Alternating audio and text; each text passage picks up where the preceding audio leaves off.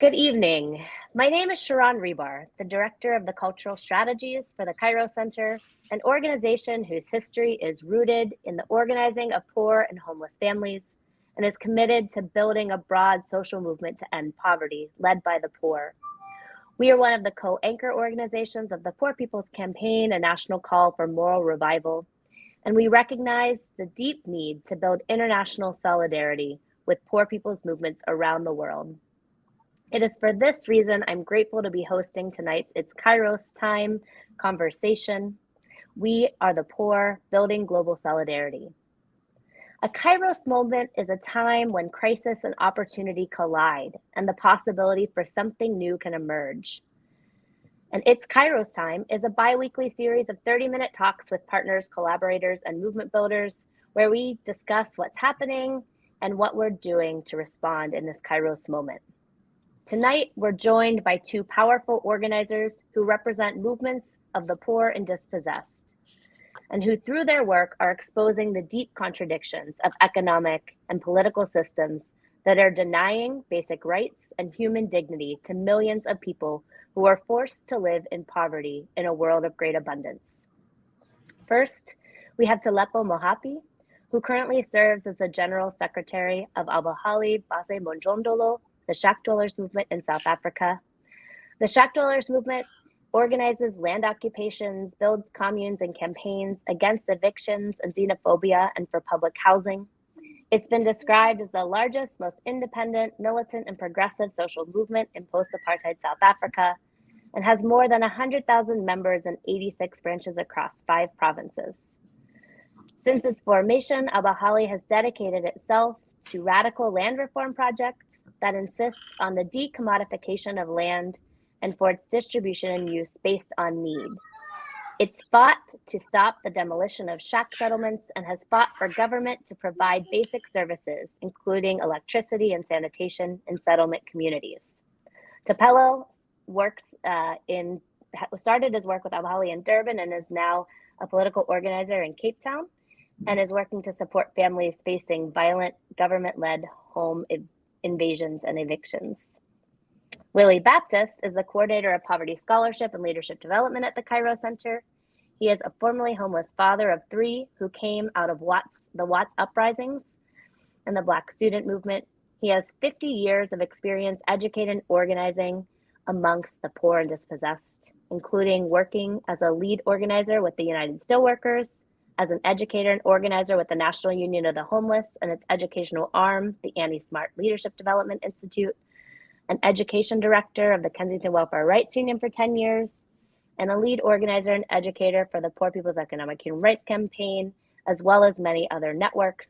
He currently serves as the senior advisor to the reconstituted National Union of the Homeless and their current efforts to push forward an organizing drive among homeless people across the United States. Welcome, Thapelo and Willie. This relationship, good to have you here. The relationship between Abahlali and the Kairos Center is an important one and has been building for over 10 years. And in our time, we have appreciated learning from the powerful leadership of Abahlali and the work you are doing to continue building a movement of the poor while facing sustained levels of state violence and murder. And so I want to begin and ask you, Thapelo, if you can share a brief description of the mission and work of Abahlali for those that are tuning in and might not be familiar with the organizing work that you come out of. Thank you for joining us. Okay, thank you very much. It is such a great pleasure to be on this platform. My name is Thapelo Mohapi. Of course, I'm the General Secretary of Abahlali baseMjondolo, as being introduced. We value international solidarity. We value the solidarity over the years that we have received from the Kairos Center. We are part of the network with Kairos Center for years, the ESCR network. We are very grateful. We've met a lot of comrades have come to visit us. We've sent comrades to the US. It is only when the poor, the impoverished, the not recognized, the homeless, people whose dignity are not recognized, when they unite and work together, it is when we feel that solidarity. It is because we are on our own and nobody recognizes our dignity, nobody recognizes who we are. And therefore, it is very difficult for us if we do not unite, if we do not work together. It is time for us to be united and working together. So global solidarity, it is a very, I think it's a very, you've chosen a very good title, and I would have not chosen it myself. So thank you very much for this opportunity. Yes, of course, Abahlali baseMjondolo is a grassroots social movement based in South Africa. It is by far the largest social movement to have emerged in post-apartheid South Africa. We have 150 membership that is in good standing. We continue to grow under very difficult circumstances. Ours is to struggle for a just, equal society where human dignity, respect becomes the center of our struggle. It is, of course, very important to also mention that Abahlali baseMjondolo, we are a movement that condemns any act of xenophobia, any act of discrimination. In terms, we have people who are coming from other countries within the South African, within the African continent, who have come and settled in our settlement. And we believe that a human being is a human being wherever and whenever they find themselves, and no human being should be subjected to this high violation of human rights that we see on these days. So, against any form of xenophobia, we are against any form of racism. We have also people from the LGBTI community that are a part of our community. So we are a diverse movement that has grown.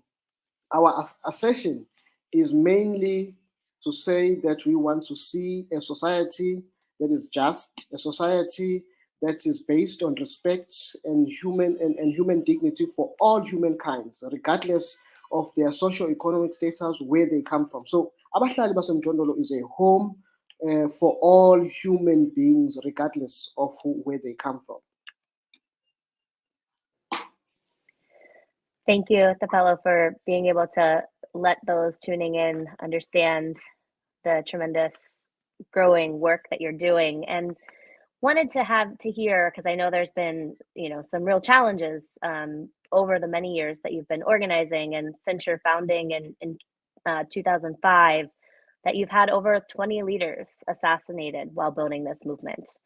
And years of waves of political repression, and this year in particular having had 4 leaders that were killed in your struggle for land and housing and dignity, and helping people understand what's going on. Why are leaders being targeted for trying to organize for as you were saying for housing, but also human rights and human dignity, especially in a place like South Africa, where in your constitution, this right to housing is supposed to be protected. And let us know what's happening and why it's happening. Thank you very much once again.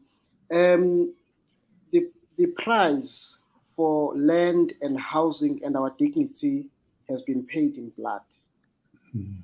We've been killed, we've been harassed. As I speak to you, I'm in hiding where I'm heading. I'm no longer with my community. We are being targeted, we are being hunted simply because we are organizing. When you are organized, when the poor are organized outside of the ruling party, the ANC, they are seen as a threat. We are being called a dead force. We are being undermined by the ANC-led government, the very same ANC that we thought during the apartheid era were fighting for our rights, we're fighting against the evils of apartheid, is the same ANC that kills activists and human rights defenders like myself, who are forced to go into hiding. So this year alone, we lost 4 comrades in the line, in the fight for decent housing, for land, and for dignity. So we are being killed because who the hell are we to organize outside of the ANC? Because when you organize outside of the ruling party, you are referred to as a dead force. These people cannot organize a movement such as massively because the poor are not supposed to have a mindset of thinking. You must not be, so the politicians must think and finish on your behalf. So you have no capacity to think because you are living in poverty. You have no, because you are living in the shacks, and therefore you don't think. So there must be a white person that is behind these people, who's driving an agenda to destroy this hard-won freedom that we have. So we are being killed because of that. The ANC thinks that we are having a dead force that is actually because we cannot speak about our rights. Because when we speak about our rights, where do we get to speak about our rights? So, comrade, we have lost 24 comrades in total since our movement was formed in 2004 and 2005. And this year alone, we've lost 4 comrades, 1 in the hands of the police, and 3 comrades in the Ekenana commune were assassinated. 1 was assassinated in broad daylight, Ayandangila, on the 8th of March on International Women's Day. Ayandangila was assassinated in broad daylight in the where committee could see 4 men while he was still trying to fix an irrigation pipe for the commune. 4 men came and opened fire. At the time, the chairperson of the branch, Lindo Ngune, survived the attack, but our comrades could not. And on the 5th of May, the chairperson of the Women's League, who also headed a communal kitchen in that area, in ensuring that people who do not have food get to eat in the evening. The communal kitchen, the proceeds comes from the communal garden, from the communal poultry, that chicken farm that they have. So they've started. This is a commune that started with only 12 chickens. Today they have way over 300 chickens. And of course, there's a garden. If you get there, you'll see the spinach, you'll see the cabbage, you'll see the beetroot, you'll see bonjour and other things that are actually healthy and organic for people to eat. The chickens are organic. The food is organic. It's a well-established community, well-organized community. We have what is called the Frans Fanon School, where people are politically conscientized, but also people learn about agroecology. How do you have food that is not processed in this way, that people end up eat unhealthy food that is sold in markets and so forth. So in the school also next to it there is a communal kitchen. So the community is, when you get into the community, you see a community that is working together to try to build a commune in ensuring that everyone in the community is sustained, in ensuring that everyone in the community that no child goes to school without on an empty stomach, and no child go to sleep with an empty stomach. This community establishment comes as a result of a failure of the government to actually look and cater for the people.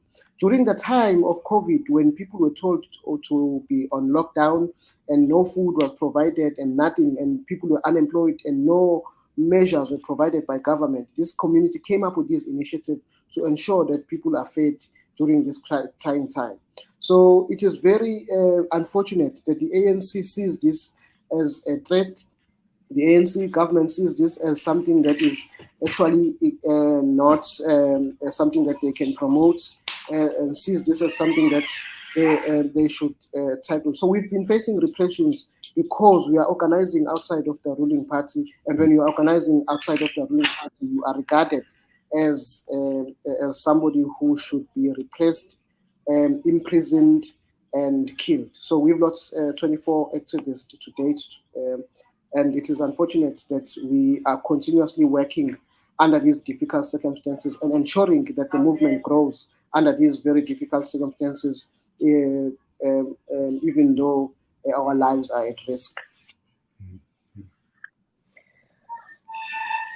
Thank you for sharing, Thapelo. Willie, I wanted to see if you wanted to come in here. I know this probably resonates a lot in the experiences that you have had as well, and thinking about, this idea of providing for people's basic needs and taking leadership in doing that, like how that becomes, a threat and why. Well, first of all, I'd like to thank Brother Thapelo and other brothers and sisters of Abahlali. They've been a real inspiration to our struggle here inside the United States of the poor.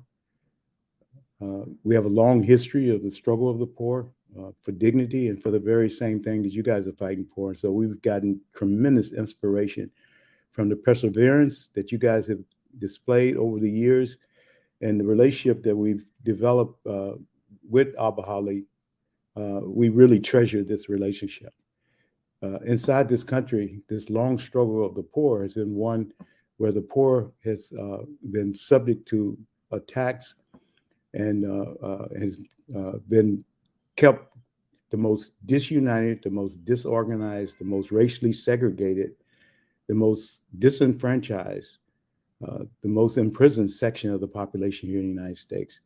And of course, in terms of the international arena, people wouldn't think that there is a struggle of the poor, that somehow in the United States, there's the promised land. But the fact is, in the richest country in the world, there's homelessness that is growing, there's impoverishment that is growing.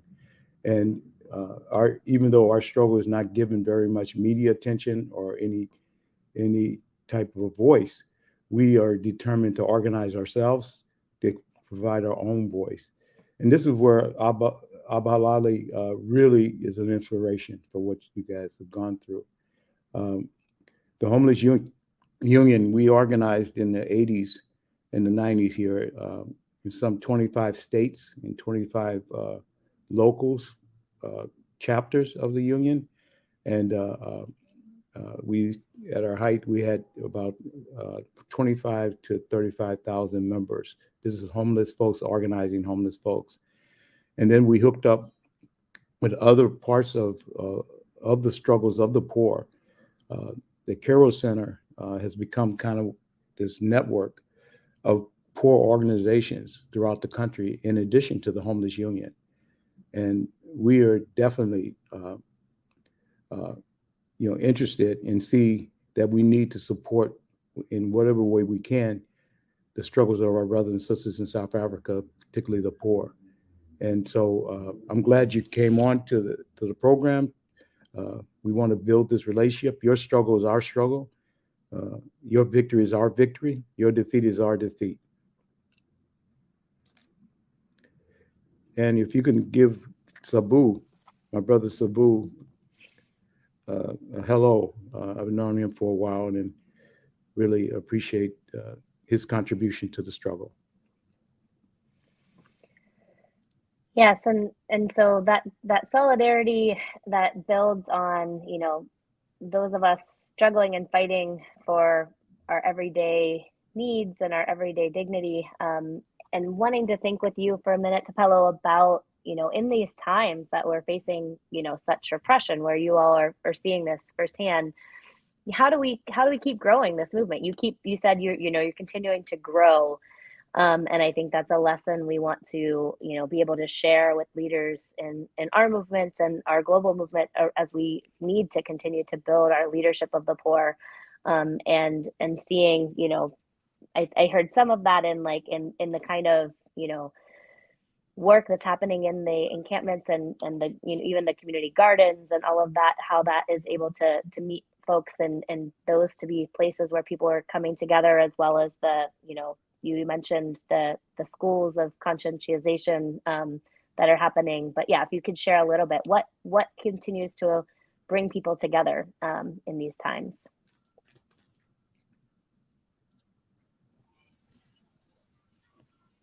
Thank you very much. I think for first and foremost, as a leader in Abahlali, what has encouraged me to continue has been the resilience, the resistance from members of Abahlali.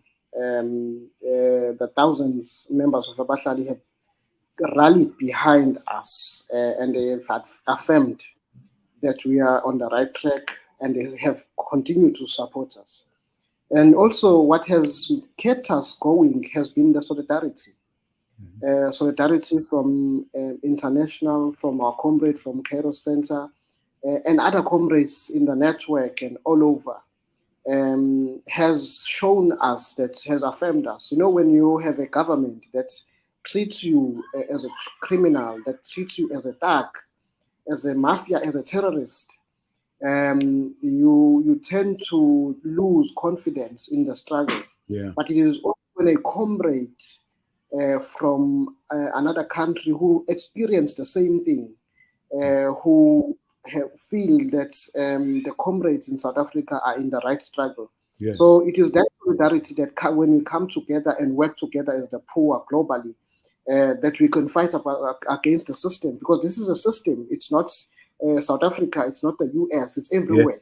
Yes. Where poor yes. people are impoverished, where poor people are being repressed, where poor people are not recognized their dignity. When you speak about this, it sounds as if you are speaking about something that is not existence. So the poor in the US seem like people who do not exist in society. The poor in South Africa, the same.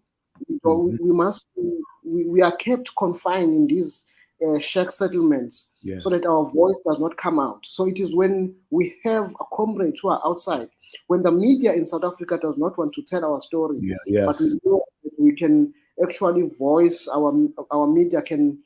I mean, when we voice out to our comrades in the network, the US will know that there are people who are still poor and suffering in South Africa. There are people who have been killed in South Africa for the struggle for land and housing and of course their dignity. So what keeps us has been over the years has been the solidarity, but we understand in the movement that solidarity is received, but solidarity is also given. So we are supporting our comrades who are continuously facing repressions in Palestine. We're supporting our comrades who are being oppressed and killed elsewhere in the countries, where people are being confined into, in this sort of right-wing government who sees people who are coming from other countries as not human beings, but as people who are coming to destroy their economies. So we are saying that must go away, and we must all unite. But one day, we will be able to shine a light in the evils that we have in our countries. Beautiful. No, beautiful. Well said, Thapelo. The thing that we suspect very highly is that the United States government is complicit in the attacks on the poor in South Africa. Is so-called superpower that managed to put their thumbs in every pie throughout the whole world. Intelligence services, it's Pentagon, and we know the history of the struggles in South Africa. There's a lot of complicity of our government. It's the same government that's attacking the encampments here in the United States.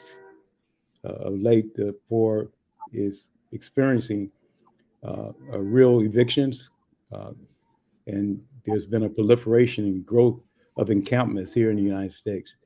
And the same United States government that is no doubt supporting ANC and other reaction throughout the world is the same government that's attacking the poor and dispossessed in this country. So our solidarity is, we got a common enemy. And so therefore, Yes.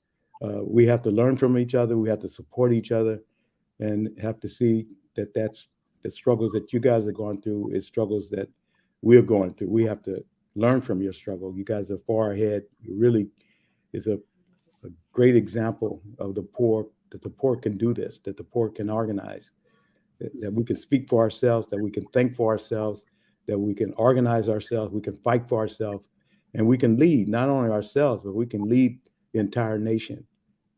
Among the ranks of the poor are geniuses, unsung saints that are having to make a way out of no way. And Abahlali is a good example of that. Your leadership is just genius. The things that you guys are doing is just tremendous, and is a real encouragement for organizing of the poor throughout. And like you say, we got to be united on a global level. And so we're learning that largely from you guys' struggles. Thanks, Willie, and thanks, Thapelo. We're coming up close to our time, but I just want to lift up this, this mantra that we have to unite as the poor across the world, that it's not just in one place. We know that that what they don't want is us to unite, right? They want to keep us isolated. They want to keep us hidden. They want to keep us divided. And so it's so powerful to have you join us today, and to learn from you all, and to continue building this global solidarity, this people's movement of the poor. That's what we have to keep on doing. And so we will definitely continue to find ways to build these movements together. Thapelo, I want to give you the last word as you've joined us today, to share any other last messages with the people that are tuning in this evening.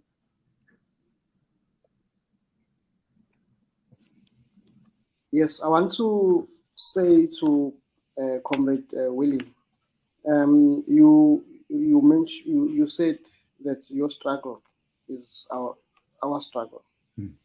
Your pain is our pain. Yes. And we must feel each other's pain. Yes. Because what is happening in the society that we are living under right now, capitalism, is that everyone does not care about anyone. So we must create a caring society. We must build a society where we can continuously feel each other's pain. When we have pain, we must not hide it. We must have a space where we can actually speak about these pains. So I want to open up to you today to say that whatever repressions that you are facing, the attacks that you are facing, we are here for you, brother. And I want to assure you that I'm not speaking on my individual behalf, but I'm speaking about the more than 100,000 members of Abahlali baseMjondolo who are out there, who will be watching this, and also who will be affirming this, that we value the solidarity that you have given us in the past, and of course we want to give solidarity as well, so that we expose evil whenever evil emerges. But also at the same time, we must work together in ensuring that those who are behind the attacks that we are facing in our respective movements are brought to book. So thank you very much, Comrade Willie. I want to close with your words. Your struggle is our struggle. Your pain is our pain. Yes, yes. Your victory is our victory. And I want to say to you that we may not see the day when this world is liberated and the poor emerging, but we have started a light, and we hope that the next generation, when we are gone, will continue with the struggle, because this is a good struggle. This is a struggle that ensures equality. This is a struggle that this is what the world needs, and not capitalism. Yes, The world yes. does not need people who are wanting to enrich themselves. The world does not want to see billions of people owning billions of dollars, and while there are people who go to sleep on an empty stomach. This is this is the time where the world is, we are living in the most unequal world, where the few people owns the wealth of the entire world, while many of us are still suffering. So this is a struggle that we are willing to give our lives for. This is a struggle that we will not rest until it is achieved. If not, our children, our generation will thank us for having started this journey. Thank you very much, Comrade. Thank you, Thapelo. That was both of you. Thank you, Willie. Thank you, Thapelo. And I gave you the closing word, but I'm going to take the liberty of giving a closing just refrain of a song in our movement to share in the spirit of our struggle is your struggle, our pain is your pain, and that together, we are going to continue until we win. There's a song that we say, somebody's hurting our people, and it's gone on far too long, and we won't be silent anymore. That in this pain that we can be woken up and come together and call out and create the change. And so with that, as we close this evening, I'm just going to sing this last refrain for us. Somebody's hurting our people, and it's gone on far too long. Yes, it's gone on far too long. I tell you, it's gone on far too long.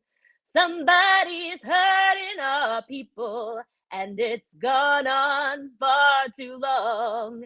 And we won't be silent anymore.